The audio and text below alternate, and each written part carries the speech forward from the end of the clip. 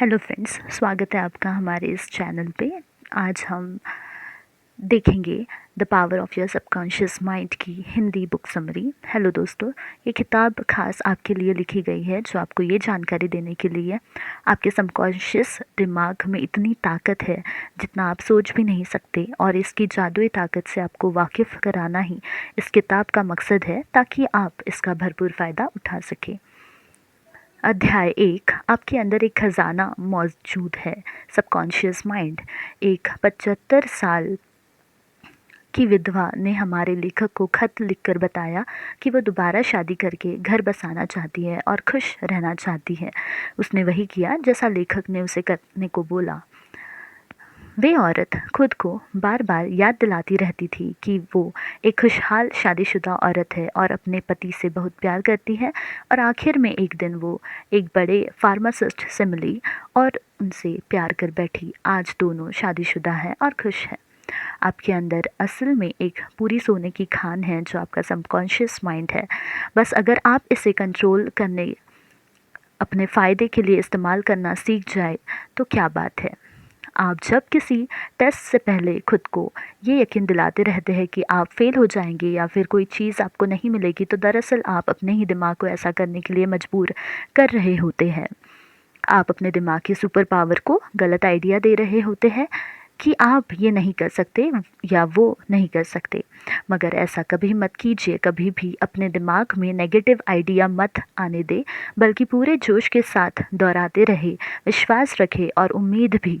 और फिर आप देखेंगे कि आपके सबकॉन्शियस माइंड ही आपके सारे सवालों का जवाब बन जाएगा। अध्याय 2, आपका दिमाग कैसे काम करता है।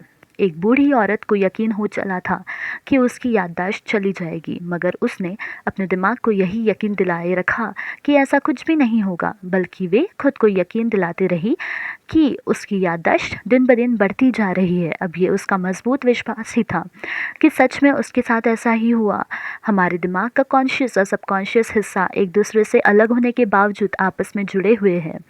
जो कुछ आप सोचते हैं वो अपने कॉन्शियस माइंड वाले लेवल से सोचते हैं, और जो भी आप करते हैं छोटी छोटी सी चीज़ वे आपके सबकॉन्शियस लेवल को अफेक्ट करती है। हालांकि ये समझना ज़रूरी है कि सबकॉन्शियस और कॉन्शियस लेवल दोनों अलग अलग नहीं है, बल्कि एक ही दिमाग के दो अलग लेवल है।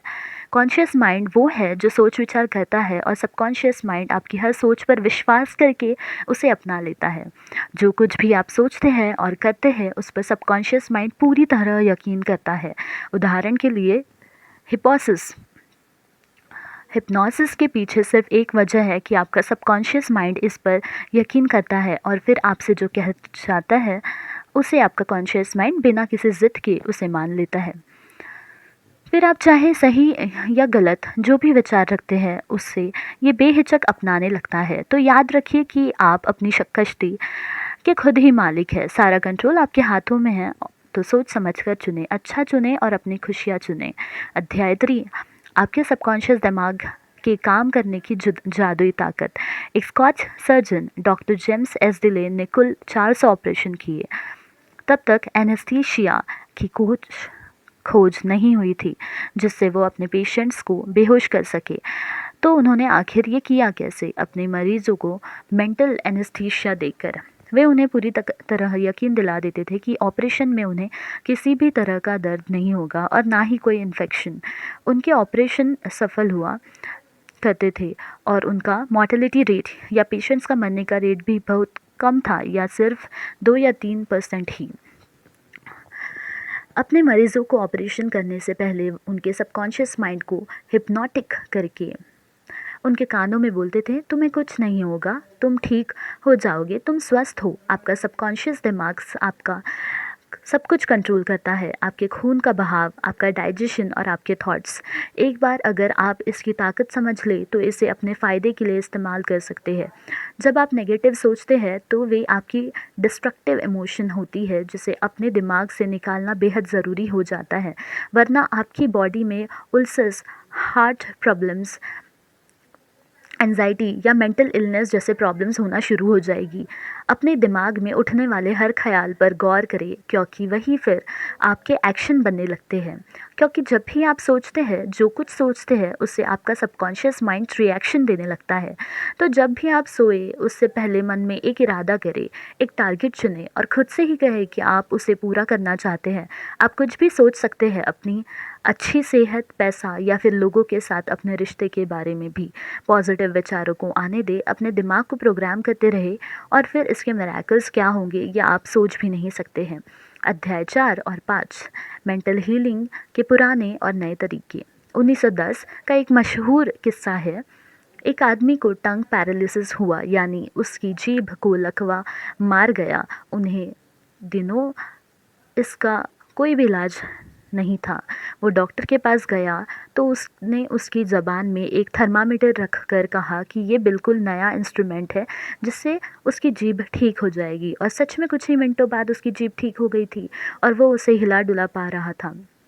बहुत से एक्सपेरिमेंट में हिप्नोसिस किए गए लोगों को आसानी से ये यकीन करा दिया जाता है कि उन्हें कोई ख़ास बीमारी है और फिर वे लोग सोचते हैं सच में उसी बीमारी के सिम्टम्स दिखने लगते हैं, क्योंकि उनका सबकॉन्शियस दिमाग कही हुई बातों पर यकीन लेता है। इसमें इतनी ताकत होती है कि वे उसी तरीके से एक्ट भी करने लगता है। ये अपोजिट भी काम करता है। जब किसी मरीज़ के सबकॉन्शियस दिमाग को यकीन दिलाया जाता है कि वो ठीक हो रहा है, तब ऐसा लगता है कि वो कभी बीमार का शिकार था ही नहीं। आपके शरीर पर कोई असर तब तक नहीं होगा जब तक आपका सबकॉन्शियस माइंड ऐसा करने को ना बोले। हम हमेशा अपने सबकॉन्शियस दिमाग की ताकत को याद रखें। ना जाने आपके जीवन में इसकी बदौलत कब क्या चमत्कार हो जाए, इसलिए कोई भी मौका मिस ना करें। आज हम सब अपने सबकॉन्शियस माइंड की पावर से वाकिफ़ हैं, मगर हम में से बहुत से लोग इसका सही इस्तेमाल करना नहीं जानते हैं। उन्हें ये पता नहीं होता कि इसकी ताकत से कैसे अपनी ज़िंदगी को बदला जा सकता है। और ऐसा करने के लिए सबसे पहले तो ये जानें कि आपका क्या चीज़ हील करती है और फिर उसे अपने सबकॉन्शियस माइंड को गाइड करने में इस्तेमाल करें। दिमाग में कोई एक प्लान बनाएं, उसे काम करता हुआ देखें, फिर बुरे या नेगेटिव ख्याल ना आने दें, क्योंकि ऐसा करना बेवकूफ़ी होगी। और आखिर बात ये कि प्रे करें और अपनी दुआओं पर यकीन रखें। जब गोल्डन गेट ब्रिज बना तो अध्याय 6, मेंटल हीलिंग की प्रैक्टिकल टेक्निक। जब गोल्डन गेट ब्रिज बना तो इंजीनियरिंग कंपनी के पास एक प्लान था। इस प्लान में पहली बार स्ट्रेस एंड स्ट्रेन्स की बात कही गई थी जो ब्रिज पर पड़ सकता था। तब उन्होंने एक मजबूती पूरी तरह से आइडियल ब्रिज के बारे में सोचा और उसे प्रैक्टिकली टेस्ट किया गया। ये सारे स्टेप्स ऑर्डर में किए गए और कोई भी स्टेप पहले या बाद में नहीं अपनाया गया, वरना ब्रिज पूरी तरह नाकामयाब रहता। जिस तरह हमारी दुआएं सुनी जाती है वो भी कुछ इसी तरह है। जो हमें मिलता है ना पहले ना बाद में, बिल्कुल सही वक्त पर ही मिलता है। कुछ चीज़ें पहले होती है, कुछ बाद में। इनमें से सबसे पहली टेक्निक है पास ओवर टेक्निक। सिंपल तरीके से अपने विचारों और इच्छाओं को अपने सबकॉन्शियस माइंड में रखते जाए ताकि आप किसी भी तरह की सिकनेस दूर कर पाए। जैसे कि कोई छोटी सी लड़की जिसका गला ख़राब है और पूरी तरह खांस रही है, वो अगर खुद से मजबूत इरादे से कहे कि मेरी बीमारी जा रही है, ये दूर हो रही है, तो घंटे भर बाद ही सच में वो ठीक महसूस करने लगेगी। सेकंड, दूसरे सिंपल टेक्निक विजुअलाइजेशन टेक्निक। आप विजुअलाइज करें, अपने दिमाग में तस्वीर रचकर ऐसा कर सकते हैं जो आप चाहते हैं उसे हरदम ख्याल में रखें। आप अपने फ़ोन या लैपटॉप पर उसकी वॉलपेपर लगा कर भी ऐसा कर सकते हैं, या फिर एक ड्रीम बोर्ड भी बना सकते हैं, या अपने सपने की फ़ोटो कार्डबोर्ड में लगा कर रखें और रोज़ उसे देखें। आखिर में आती है स्लीपिंग टेक्निक, जिसमें जब आप सो रहे होते हैं तो आप की बॉडी का एफर्ट और स्ट्रेस कम होता है। उस वक्त आपका सबकॉन्शियस एक्टिव हो जाता है और आपके विचार और भी बेहतर ढंग से एब्जॉर्ब कर लेता है, जिससे आपके दिमाग और शरीर को अपनी चाही गई चीज़ हासिल करने में मदद मिलती है। इसलिए ऑटो सजेशन और विजुअलाइज के लिए सोने से बिल्कुल पहले का टाइम सबसे बढ़िया रहता है। अध्याय 7, सबकॉन्शियस दिमाग की आदत लाइफ बोर्ड है। लेखक रॉबर्ट लुई स्टीवेंसन हर रात सोने से पहले कुछ करते थे। वे सोने से पहले अपने सबकॉन्शियस माइंड को उन सारी कहानियाँ से भर देते थे जो उन्हें लिखनी होती थी, और इस तरह वे कहते हैं कि उनके सबकॉन्शियस माइंड की डीप पावर उन्हें एक बढ़िया कहानी पूरी तरह तैयार करके देती थी, जिसे बाद में वे लिख लेते थे। उनकी इस बात से पता चलता है कि हमारी सबकॉन्शियस ताकत कितनी ज़बरदस्त है। ज़्यादातर बच्चे हेल्दी और स्ट्रोंग पैदा होते हैं। ये बहुत आम बात है, मगर बीमार पड़ना और कमज़ोर होना नॉर्मल नहीं है, क्योंकि ये लाइफ स्ट्रीम के ख़िलाफ़ है। सेल्फ प्रिजर्वेशन हम इंसानों की सबसे स्ट्रॉन्ग इंस्टिंक्ट होती है। फ्रेडरिक एलियस एंड्रयूज़ एक ऐसा लड़का था जिसे पोर्टिस की बीमारी थी, जिसे स्पाइन का ट्यूबरक्लोसिस भी कहा जाता है। अपनी बीमारी के दौरान वो प्रार्थना किया करता था कि वो ठीक हो जाएगा, और उसकी प्रेयर्स काम आई और वो सच में ठीक होकर एक तंदुरुस्त इंसान बन गया। सोने से पहले वो उसी स्लीपिंग टेक्निक मेथड का इस्तेमाल किया करता था जिसके बारे में आपको पहले बताया गया था, और ये तरीका काम आया। हर 11 महीने में आपका शरीर खुद को रिन्यू करता है। अपने नेगेटिव विचारों को पॉजिटिव में बदलिए, क्योंकि यही स्ट्रीम ऑफ लाइफ है कि हम हेल्दी रहे, स्ट्रॉन्ग बने और बिना किसी नेगेटिविटी, डर, एंजाइटी और जलन की भावना से दूर रहे, क्योंकि ये आपको बहुत सी बीमारियों का शिकार बनाती है। तो इन सब से बचने के लिए हमेशा पॉजिटिव सोचें। अध्याय 8, जो रिज़ल्ट आप चाहते हैं उन्हें कैसे पाया जाए। एक बार एक मकान मालिक था जो फर्नेस रिपेयरमैन से इस बात पर लड़ रहा था क्योंकि वो एक बॉयलर को ठीक करने के $200 मांग रहा था। मकान मालिक ने कहा कि ये बहुत ज़्यादा रकम है। इस पर रिपेयरमैन ने जवाब दिया कि वो मिसिंग पीस के सिर्फ $5 ही मांग रहा है, बाकी के $195 तो वो अपनी इस काम की नॉलेज होने की फ़ीस ले रहा है। ठीक इसी तरह आपकी सबकॉन्शियस माइंड भी बहुत होशियार है, जिससे पास आपके शरीर, मन और आत्मा की हर तकलीफ़ और दुख दूर करने के अनेक तरीके हैं। हमारे फेल होने का एक ज़रूरी वजह होती है हमारे अंदर मोटिवेशन और कॉन्फिडेंस की कमी होती है, क्योंकि जब लोग ध्यान लगाकर कोई प्रार्थना कर रहे होते हैं तो कई बार उन्हें उस पर उतना गहरा यकीन नहीं होता जितना कि होना चाहिए। उनके मन में नेगेटिव विचार चलते रहते हैं और यही वजह है उन्हें अपनी प्रार्थना का जवाब नहीं मिलता। इसलिए अपने सबकॉन्शियस और कॉन्शियस के बीच कॉन्फ्लिक्ट दूर करने के लिए सोने से पहले स्लीपिंग टेक्निक का इस्तेमाल करें। अपने सपनों को पूरा होते हुए देखें बार बार।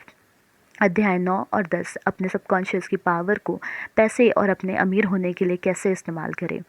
लेखक का एक दोस्त सालाना $75,000 कमाता है, यानी लगभग 55 लाख रुपए। वो एक बार दुनिया घूमने के लिए 9 महीने की लंबी छुट्टी लेकर एक क्रूज़ पर गया। उसने खूब पैसे उड़ाए, मज़े किए, और जब वो वापस काम पर लौटा तो उसने कुछ महसूस किया कि उनके कई साथी जो अपने बिज़नेस के बारे में ज़्यादा जानते थे और इवन बेहतर काम कर सकते थे, लेकिन वो सारे उनसे छोटी पोजीशन में ही रह गए थे और उनसे कम सैलरी लेते थे।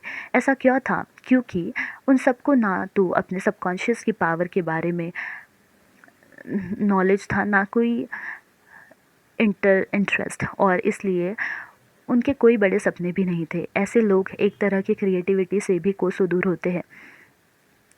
सच तो ये है कि कोई भी रातों रात अमीर नहीं बन सकता, सिर्फ सोचने भर से। इसके लिए आपके सबकॉन्शियस माइंड में कुछ नए आइडिया सोचने होंगे, इसे मोटिवेट करना पड़ेगा, तभी तो ये आपका अमीर बनने में मदद कर पाएगा। इसे मोटिवेशन देते रहे आप अमीर है, आप प्रॉफिट कमा रहे हैं, और आपका सबकॉन्शियस जो नए विचार आपको देगा उन पर काम करना शुरू कर दे। जो आप कहे उसे पूरी तरह यकीन करें, क्योंकि आपका सबकॉन्शियस तभी उन आइडिया को एक्सपेक्ट करेगा जब आप अपने कॉन्शियस माइंड में भी उन्हें एक्सपेक्ट करेंगे। अगर आपको ज़्यादा पैसे कमाने की चाहत नहीं है तो फेल होने की राह में यही पहला कदम होगा। सबसे पहले तो ये विचार दिलो दिमाग से निकाल फेंके कि पैसा सब बुराई की जड़ है, क्योंकि जब आप इसे बुराई मानकर नफ़रत ही करेंगे तो भला इसे कैसे अपनी तरफ अट्रैक्ट कर सकते हैं। पैसों से नफ़रत करेंगे तो आपके हाथ कुछ नहीं लगना। इसके बदले पैसे को अपना सबसे बड़ा दोस्त समझकर इसे प्यार करें। अपने अमीर होने पर यकीन रखें। जो लोग पैसे की बुराई करते हैं अक्सर वही किसी ना किसी फाइनेंशियल परेशानी से गुजर रहे होते हैं। जो ऐसा सोचता है कि उसके दोस्त जब उससे ज़्यादा कमाते हैं और आगे निकल चुके होते हैं तो ऐसे लोग जल भुन कर राख हो जाते हैं। उनके दिमाग नेगेटिव विचारों से भर जाता है। जिस चीज़ के लिए वो प्रे कर रहे होते हैं अब उसी को कोसते रहते हैं। पैसे की ताकत बड़ी है, मगर इसे भगवान ना बनाए। पैसा तो बस सफल होने की एक निशानी है, असली खजाना तो आपके दिमाग में छिपा है, जो आपके विचार है। इसलिए पैसे की कभी भी बुराई ना करें। अध्याय 11 और 12। आपका सबकॉन्शियस माइंड आपकी सफलता का साथी है, और देखिए किस तरह साइंटिस्ट इसका इस्तेमाल करते हैं। सफल होने के लिए 3 खास स्टेप्स है। स्टेप 1, अपने पसंद की चीज़ें करें जिनसे आपको खुशी मिलती हो। अगर आपको पता नहीं कि वो क्या है, तो उसे जानने के लिए पूरे दिल से प्रार्थना करें। स्टेप 2, किसी एक खास चीज़ में महारत हासिल करें जो आपको पसंद है हो। उसके बारे में ज़्यादा से ज़्यादा जानकारी रखें। जैसे कि मान लो आपको डेंटिस्ट का काम पसंद है, तो इसकी किसी खास ब्रांच में स्पेशलिस्ट बन जाए, जैसे एंडोडोटिक्स या ओरल सर्जरी या किसी और चीज़ में। स्टेप 3, जो भी आपको पसंद हो वो सिर्फ आप तक ना सीमित रहे। सिर्फ आप ही नहीं बल्कि बाकी लोगों को भी काम आए। अपनी पसंद से दूसरों का भी भला करे तो बेहतर होगा। इन सब स्टेप्स को अपनाते वक्त अपने सबकॉन्शियस की पावर को कभी ना भूलें। बहुत से साइंटिस्ट इस बात को जानते और मानते थे। एडिसन, मार्कोनी, आइंस्टाइन और बाकी बहुत से साइंटिस्ट अपने सबकॉन्शियस की आवाज़ सुनते थे, और इसका उन्हें बहुत फ़ायदा भी हुआ।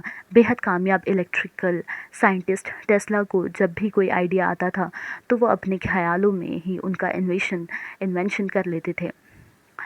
वो जानते थे कि अपने सबकॉन्शियस का इस्तेमाल करके वो जो चाहे वो बना सकते हैं। उनका दिमाग उस पॉइंट पर पहुंच चुका था कि किसी भी डिज़ाइन के इन्वेंशन होने से पहले ही उनके दिमाग को उस डिज़ाइन का डिफ़ेक्ट भी नज़र आ जाता था। इसलिए इन्वेंट करने से पहले ही वो डिज़ाइन इस तरह बनाते थे कि उसमें कोई डिफ़ेक्ट ना रहे, जिससे आप उनका पैसा और वक्त बर्बाद होने से बच जाता था। अध्याय 13, 14 और 15। आपका सबकॉन्शियस और नींद, मैरिटल प्रॉब्लम्स और खुशियाँ। एक ऐसी टेक्निक है जिसे मैं पर्सनली तब अपनाता हूँ जब अगले दिन कोई काम होता है और मुझे मन में ये डर रहता है कि मैं टाइम पर उठ नहीं पाऊँगा। तो मैं दिमाग में सोचता हूँ और ख़ुद को यकीन दिलाता हूँ कि सुबह मैं टाइम पर उठ जाऊँगा। मैं तब इस बारे में सोचता रहता हूँ जब तक मेरे सबकॉन्शियस माइंड में ये बात पूरी तरह बैठ नहीं जाती, और फिर दूसरे दिन मैं एकदम टाइम पर ही उठता हूँ। और ये टेक्निक आज तक फ़ेल नहीं हुई, एक बार भी नहीं। ये बहुत सिंपल टेक्निक है, इसमें आपको कोई अलार्म भी नहीं चाहिए। हालांकि मैं फिर भी अलार्म सेट करके रखता हूँ, मगर हमेशा अलार्म बजने से पहले ही मैं उठ जाता हूँ, जिससे पता चलता है कि सबकॉन्शियस माइंड में कितनी पावर है। गाइडेंस का मतलब हमेशा किसी चीज़ से या पैसे की मदद से नहीं होता, और ज़रूरी नहीं कि जब आप जागे हुए हो तभी आपको गाइडेंस मिल सकती है। कई बार आपके सपने में भी आपको गाइडेंस देते हैं। अपने सबकॉन्शियस की पावर को कभी अनदेखा ना करें। इससे ना सिर्फ आपकी हेल्थ पर बुरा असर पड़ सकता है, बल्कि आपकी शादीशुदा ज़िंदगी पर भी। किसी के साथ ज़िंदगी भर का सफ़र निभाने के लिए आपका रिश्ता स्पिरिचुअल होना भी ज़रूरी है। जब आप किसी से मोहब्बत किए बगैर सिर्फ पैसे, पोजीशन या अपने ईगो के लिए शादी करते हैं, तो ऐसा रिश्ता कभी सच्चा नहीं होता। ऐसे रिश्ते लंबे समय तक टिक नहीं पाते हैं। शादी का बंधन किसी भी चीज़ से ज़्यादा स्पिरिचुअल होना चाहिए, जहाँ दोनों पार्टनर के दिल एक साथ धड़कते हो, जहाँ वे एक होकर ज़िंदगी के सफ़र में कदम रख सके। आजकल लोगों का मानना है कि शादी हर प्रॉब्लम का जवाब है, लेकिन असल में ऐसा नहीं है। किसी को अपनाने से पहले आपको इसके लिए पूरी तरह तैयार होना पड़ेगा। अगर आप खुश नहीं हैं तो अपने पार्टनर को कैसे खुश रख पाएंगे? अपने पार्टनर से ये उम्मीद मत कीजिए कि वो आपको हर खुशी देगा। खुद को खुश रखना आपकी ज़िम्मेदारी है, ना कि किसी और की। आपके सबकॉन्शियस को यकीन दिलाए कि आप अधूरे नहीं हैं, अपने आप में पूरे हैं। तभी आप किसी और से प्यार कर पाएंगे और शादी की ज़िम्मेदारी उठा पाएंगे। अपनी शादीशुदा ज़िंदगी में गलतियों को दोहराना एक बहुत बड़ी निशानी है कि आपके मन में नेगेटिव विचार भरे हुए हैं। आपका सबकॉन्शियस माइंड भी इन्हीं नेगेटिव विचारों को अपना रहा है। अगर गलती हो गई है तो उसे स्वीकार करके आगे बढ़ जाए। अपने साथी और अपनी शादी में यकीन रखें, ताकि आपका सबकॉन्शियस भी यही माने। हमेशा एक बात याद रखें कि शादीशुदा ज़िंदगी में परेशानियां आना बेहद आम बात है, और इसके लिए एक्सपर्ट की सलाह लेने में कोई बुराई नहीं है। जब आपको दाँत में दर्द होता है तो क्या आप इंजीनियर के पास जाते हैं? नहीं ना। तो आपकी शादी भी आपके दाँत के दर्द से कम ज़रूरी मसला नहीं है। जब भी कोई परेशानी आए तो अपने रिश्ते को बचाने के लिए एक्सपर्ट की राय ज़रूर लें। अपने पार्टनर और एक्सपर्ट के अलावा किसी तीसरे के साथ कभी भी अपनी मैरिटल प्रॉब्लम डिस्कस ना करें। आपकी खुशियाँ सिर्फ़ आपके हाथ में है। अगर आप यही सोचते रहेंगे कि आपकी शादी टूटने की कगार पर है, तो जानते हैं क्या होगा? एक दिन ये सच में टूट सकता है, क्योंकि आप ऐसा सोचते हैं तो आपके सबकॉन्शियस को भी यही यकीन होने लगता है। जब आप खुशियों की जगह नेगेटिव सोचेंगे तो खुशियाँ कहाँ से पाएंगे? अब सवाल है कि खुशियाँ कैसे चुनी जाए। इसलिए आपको रोज़ सुबह उठकर खुद से ही दोहराना है कि आपकी ज़िंदगी ऊपर वाले की दी हुई है और इसका कंट्रोल उसके हाथ में है, और वो जो आपके लिए चुनेगा सबसे बढ़िया होगा। जो कुछ भी होगा एकदम बढ़िया होगा और आप हमेशा खुश रहेंगे। अध्याय 16, 17, 18 और 19 आपका सबकॉन्शियस माइंड और इंसानी रिश्ते माफ़ करना, मेंटल ब्लॉक्स और डर। सिगमंड फ्रूड साइको एनालिसिस के ऑस्ट्रियन फाउंडर कहते हैं कि जब किसी के अंदर प्यार नहीं होता है तो उसकी आत्मा धीरे धीरे मर जाती है। यही बात गुडविल, रिस्पेक्ट और अंडरस्टैंडिंग के साथ भी है, क्योंकि जब आप दिल में नफ़रत पालते हैं तो अपनी आत्मा और दिमाग को किसी कैदी की तरह हमेशा के लिए बांध लेते हैं। जितना हो सके सबका भला सोचिए और कोशिश करें कि किसी को भी नुकसान ना पहुँचे। नफ़रत करने वाला इंसान का हाल वही है जो जहर पीता है और सोचता है कि उसे कुछ नहीं होगा। ये पागलपन है, क्या है ना? तो आप क्या दूसरे को धोखा देते हैं, हर्ट करते हैं, उन्हें दुख देते हैं, जो आपको पता है कि ऐसा करने से आपके दिमाग में भी जहर भर जाएगा, आपका खुद का नुकसान होगा। लोगों को रिस्पेक्ट दो और उनसे हमेशा अच्छे से पेश आओ। जैसा आप खुद के लिए चाहते हो वैसा व्यवहार दूसरों से करो।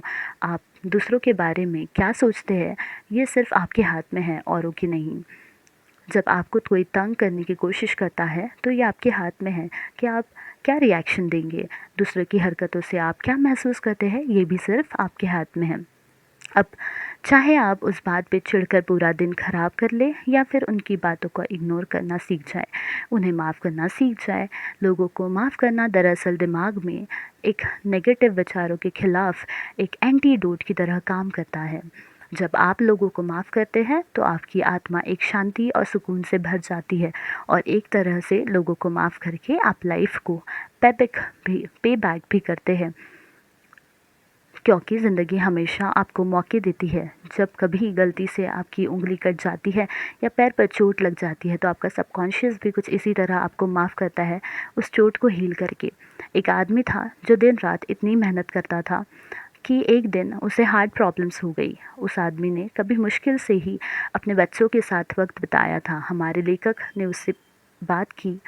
उसने उस आदमी को समझाया कि उसके ऐसा करने की वजह यही है कि उसे अपने बच्चों को वक्त ना देने का दुख अंदर ही अंदर खाए जा रहा था, और दिन रात कड़ी मेहनत करके वो एक तरह से खुद को सज़ा दे रहा था। उसे खुद को माफ़ करना सीखना होगा, तभी वे खुश रह पाएगा। हम इंसान आदत से लाचार होते हैं। बुरी आदत और अच्छी आदत के बीच सिर्फ एक चुनाव का फ़र्क होता है। आप क्या चुनते हैं यह आपकी मर्ज़ी है। चाहे तो आप बुरी आदत अपनाएं या अच्छी, सब आपके हाथ में है। बुरी आदत को दूर करने के लिए उसे इग्नोर ना करें। एडमिट करें कि वो आपकी बुरी आदत है और उसे दूर करना है। बहुत से शराबी ज़िंदगी भर शराब नहीं छोड़ पाते, क्योंकि वे मानते ही नहीं कि वे शराबी है। उन्हें शर्म आती है ये मानने में, पछतावा होता है और इनके ईगो को ठेस पहुंचती है, और नतीजा ये कि वे कभी भी इससे छुटकारा नहीं पा सकते। कोई भी आदत अपनाने के लिए पहले खुद को तैयार करना होगा। जब आप इस पॉइंट पर आ जाए कि आपको अपनी कोई बुरी आदत छोड़नी है तो खुद की पीठ थपथपाए, क्योंकि आपने आधा किला फतह कर लिया है। अपने सबकॉन्शियस को कंट्रोल करने की राह में पहला रोड़ा है आपका डर। इसे दूर करने के लिए आप वही कीजिए जिसे करने से आपको सबसे ज़्यादा डर लगता है। एक बार एक लेडी एक ऑडिशन देने पहुंची। हालांकि अपने स्टेज फोबिया की वजह से वो 3 बार पहले फ़ेल हो चुकी थी। उसकी आवाज़ में जादू था, मगर उसके नेगेटिव ख्याल उसको सबकॉन्शियस पर जमे हुए थे, और इसलिए हर बार स्टेज पर जाने के ख्याल से ही वो डर जाती थी। उसने इसका जो इलाज निकाला वो बेमिसाल था। वो खुद को दिन में 3 बार कमरे में बंद कर लेती थी। एक चेयर पर बैठकर रिलैक्स होकर वो अपनी आंखें बंद कर लेती थी। फिर वो खुद में दोहराया करती थी कि उसके पास गज़ब की आवाज़ है जिसकी बदौलत वो किसी का भी दिल जीत सकती है। वो खुद से 10-10 बार कहती थी कि उसे स्टेज पर डर लगता है। जिस दिन आप उसका ऑडिशन था, उसके एक रात सोने से पहले उसने ये टेक्निक दोहराई और कमाल की बात है ना, ये काम कर गई। वो ऑडिशन देने के लिए स्टेज पर चढ़ी, बहुत ही खूबसूरती से गाया और लोगों पर अपनी आवाज़ का जादू चला दिया। अध्याय 20, जवा दिल कैसे बने रहे हमेशा। लेखक के एक पड़ोसी के रिटायरमेंट इसलिए लेनी पड़ी क्योंकि वे 65 साल के हो गए थे। उस आदमी ने लेखक को कहा था कि उसके लिए रिटायरमेंट किंडरगार्टन से फर्स्ट ग्रेड में जाने जैसा है। उसके लिए ये ज़िंदगी और विजडम की राह में एक और कदम रखने जैसा है। उसका सोचना कितना सही है। हमें उम्र को इसी तरह लेना चाहिए। उम्र का मतलब सिर्फ सालों का पड़ाव तय करना नहीं है, बल्कि अनुभवों और समझदारी से अलग अलग पड़ावों से गुजरना है। और यही मरते दम तक चलाना चाहिए कि हम ज़िंदगी का भरपूर फ़ायदा उठाते रहें। 65 से 95, 65 से 95 साल की उम्र के बहुत से साइंटिस्ट ने यही किया है। उन्होंने ज़िंदगी को भरपूर जिया, अनुभव लिए और बहुत कुछ सीखा। जिन्हें मरने से, बूढ़ा होने से डर लगता है, उनके अक्सर ऑर्गन फेल हो जाते हैं। वे उम्र के नेचुरल प्रोसेस को समझना नहीं चाहते, इसलिए मरने से डरते हैं। जब डर उन पर हावी हो जाता है तो उनके सबकॉन्शियस में नेगेटिव विचार जमा होने लगते हैं, जो अपने साथ बहुत सी बीमारियां लाते हैं।